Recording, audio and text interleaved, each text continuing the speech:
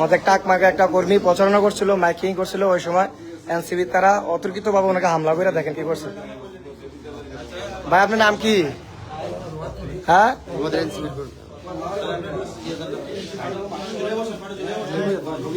কি সমস্যা হয়েছে কি একটু বলেন।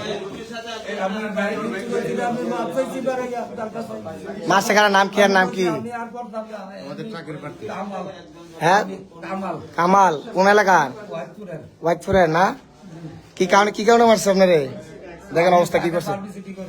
আগের পাবলিসিটি করেন কি মাইকিং করেন নাকি? তাদেরকে দেখেন কত নির্লজ্জ রাজনীতি হয়ে গেছে।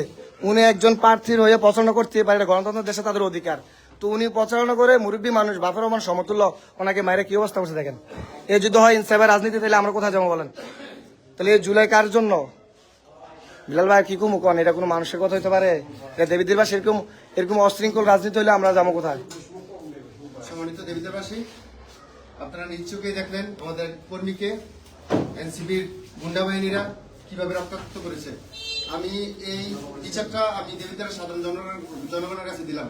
আপনারা আগামী 12 তারিখ এটা ব্যালটের মাধ্যমে এটা আপনারা প্রমাণ করবেন। ওনার চোখের পানি দেখেন কি আরে মারছে না। কোন জায়গায় মারছে? লুঙ্গিতে বেরিয়ে গেছে রক্তে। আমার চলে গেছে লাইট দিয়া। হ্যাঁ।